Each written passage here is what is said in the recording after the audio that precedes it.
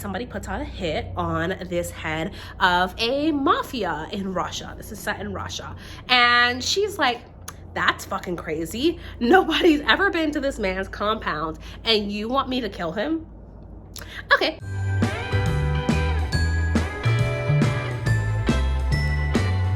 Hello, my loves. Welcome back to my channel. Listen, I know I'm dressed the same as in a previous video, but as I've mentioned before, throughout the month of December, I want to post a video 3 times a week. I am aiming for every other day, and that means some pre-filming needs to happen. But my darlings, we are here with a novellas recommendation. Over the past few years, I have read several novellas, and while I did not personally set a book goal this year in terms of the number of books that I wanted to read, I still want to come on here and give you some recommendations for very short books that can help you read your end of year goals that I personally think are very good. In this case, I'm classing a novella as anything that is under 220 pages, with most of these books being under 200 pages, and I am excluding graphic novels and mangas from this list just because I exclusively want to focus on novellas. We're going to cover a wide range of genres, so without further ado, let's jump on into the 12 novella book recommendations I have for you.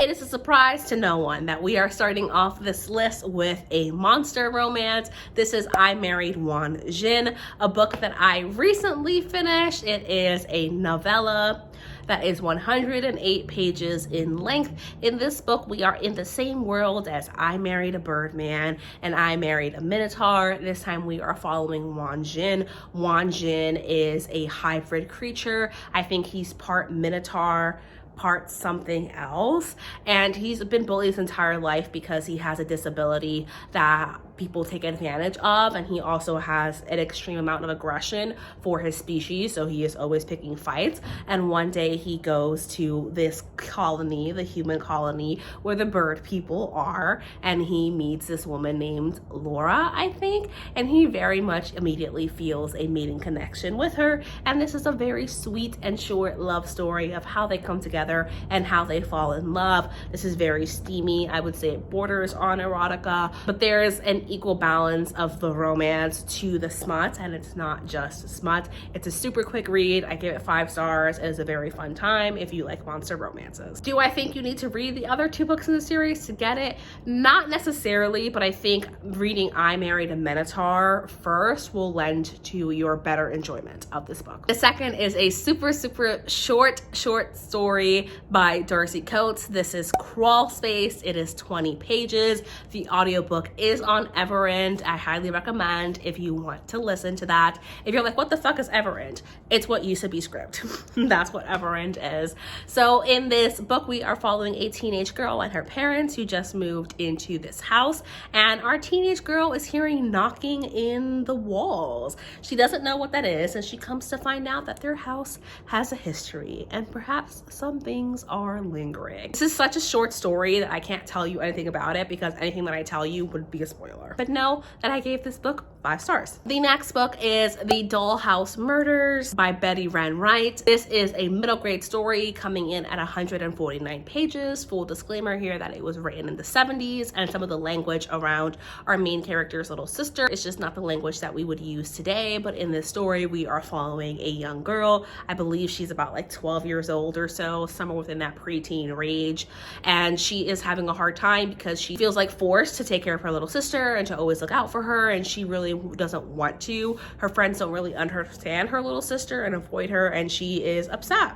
So she gets into this huge fight with her parents, and her parents say you can go live with your aunt for a little while if you feel like you need a break. So she goes to live with her aunt, and her aunt is living in her great-grandparents' house, and she goes and she finds this beautiful, amazing dollhouse that she thinks is lovely. But this house that they're living in has a history because her great-grandparents, her aunt's grandparents, were killed in this house, and every night the dolls reenact the murder scene, and her aunt doesn't believe that they're doing that themselves.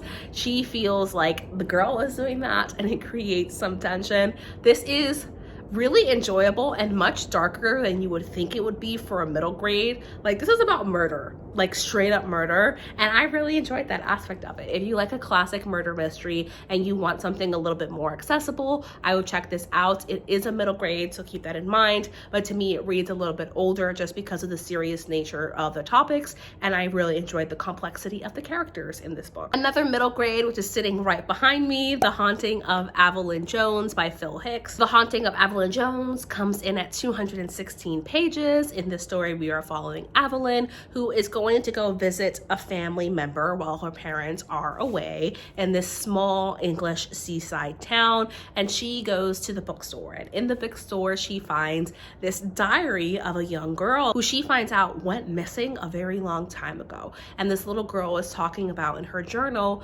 feeling haunted and feeling like something is chasing her, and there are pages torn out, and Evelyn and her young friend who she meets at the bookstore set out to try to understand what exactly happened to this little girl such a long time ago. And this town, of course, has its very own ghost story. This is a paranormal middle grade. It's a paranormal horror, in my opinion, because in this book, the villain, she's scary.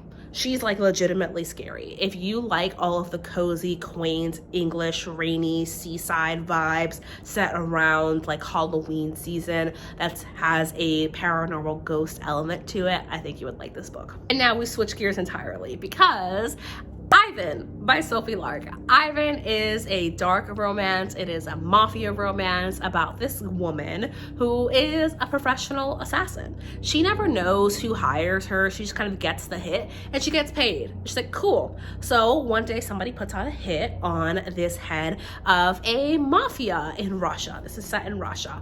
And she's like, that's fucking crazy. Nobody's ever been to this man's compound and you want me to kill him? Okay. So she manages to break into his compound, which no one has ever been able to do. She not only breaks into his compound, she breaks into his bedroom and is standing over him, prepared to kill him when he wakes up. And he grabs her and he takes her hostage. And he's like, nobody's ever gotten that close to killing me. That's sexy. And they enter a romance, and it's very dramatic, as you would think it is. It gets very action adventure-y. While I don't particularly love their romance, the concept is just a lot of fun. I gave this book somewhere in the 3.5 to 4 star range, but I still think it is a wild time, and if you're looking for that and that premise sounds intriguing, check out Ivan. And that comes in at 219 pages. This book has no explanation. There's no explanation they're gonna give you. Santa Claus is Going to Town on Me by M.L. Eliza. This book is 97 pages and it's about Santa Claus. So if you want to catch that holiday glee, perhaps read this book. Listen, is this at times a parody? Absolutely. But surprisingly, there's a bit of depth in here. In this book, we're following a woman who finds Santa Claus in her house. And she has an issue with Santa Claus because she feels like Santa Claus turned his back on her as a child. And he's like, I would never. And they, I would say, fall in love. Do they fall in love? They fall into lots of somethings. Lots of something. Let's say Santa has magic and he uses that magic to fulfill her wishes. Besties, I can't, I don't know how to tell you to read this. If you like that premise, if you like weird monster romance, check out Santa Claus is Going to Town on Me. It is surprisingly emotionally complex and it's very fun, but it is weird. There's no way around that. And we're back to horror. I have Last Case at a Baggage Auction by Eric Gugnard. This is 154 pages, and in this story we are following 2 men who go to these auctions. Essentially picture hotels where people leave their luggage and things like that, and if after a certain amount of time the hotel just gives it away and sells it at an auction. So they go and they bid on items hoping to make it big. One day our main character's friend wins a bid on this empty piece of luggage, and he's like, whatever, cool. But when he goes visits his friends a few days later, his friend's like, there was a record inside this luggage, and it plays this music that he's absolutely entranced by. Not only is he entranced by it, all of his neighbors are entranced by it. His best friend is entranced by it. Anyone who listens to the record becomes completely obsessed with the record. And while this completely goes off the fucking rails, off the rails. It is still a really enjoyable time for what it is, and it has lots of wintry scenes and settings. So if you're looking for that kind of vibe this December, check this out. But don't say I didn't warn you. This is weird, but it also reminds me of a story that I read in a Junji Ito collection. I can't remember which one, but I'm remembering it was like Angels something. Very similar to that premise, but like very expanded. I'll leave my Junji Ito vlog linked here so you can check it out in case you want to know what I'm talking about. Wow, welcome back to erotica. I wish I had some order organization here, but I don't. I literally just make a list and that's what we got. Welcome to my channel.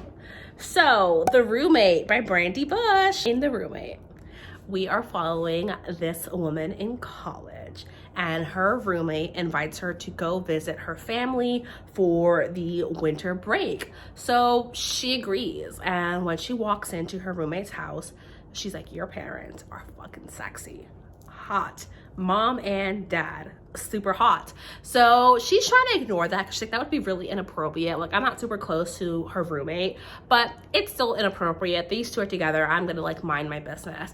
Except that she has the room next to theirs and she can hear them having sex every night super loudly, and they're kind of dropping hints and like giving her a vibe, and she's like, are they hitting on me or am I imagining that? And spoiler alert, bestie, they're hitting on her.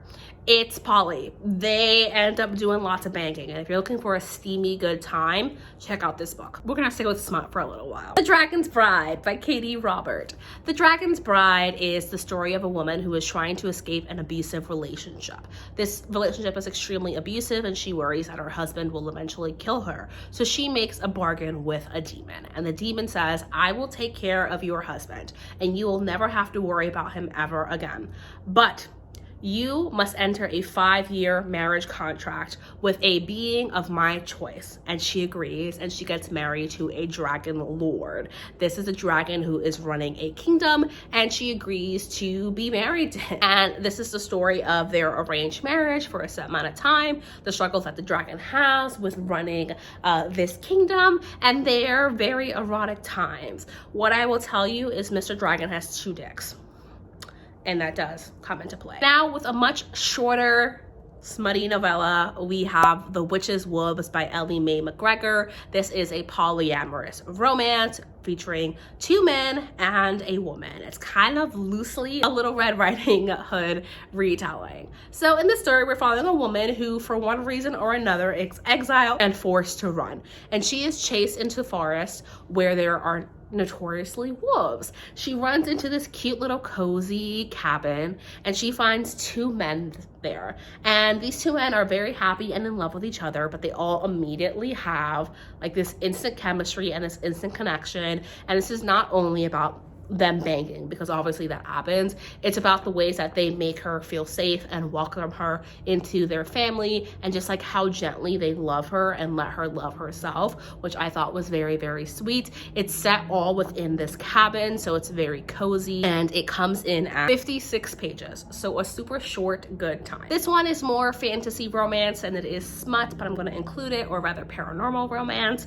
We have Mating the Huntress by Talia Hibbert. This story, we are following a witch, I think, and she's a hunter. She hunts down like species that are notoriously bad or evil, and one of the things that she hunts down is werewolves. And one day she's just like chilling in her shop or whatever, and she sees a werewolf. Now this werewolf immediately knows her for what she is, and she immediately knows that he's a werewolf, but she doesn't realize that he knows what she is. So when he asks her on a date, because he's like, this is my mate, we're gonna make this work, she agrees with the intention of killing him on their date. It doesn't work out that way. Many people, I think, would be surprised to find out that Talia Hibbert does have a paranormal romance featuring a werewolf and a hunter. It is a very cute time. Our werewolf character is the definition of golden retriever.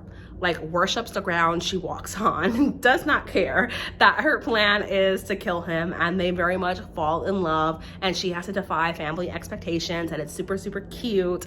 If you're looking for like the heartwarming, cozy, lovey, gentle romance, you will find it in here, and this book comes in at 135 pages. And we're gonna round out this list with a very weird horror, which if you're not new here, you will know that I absolutely love this book. This is A House at the Bottom of the Lake by Josh Malerman. In this story, we're following two teenagers who are falling in love.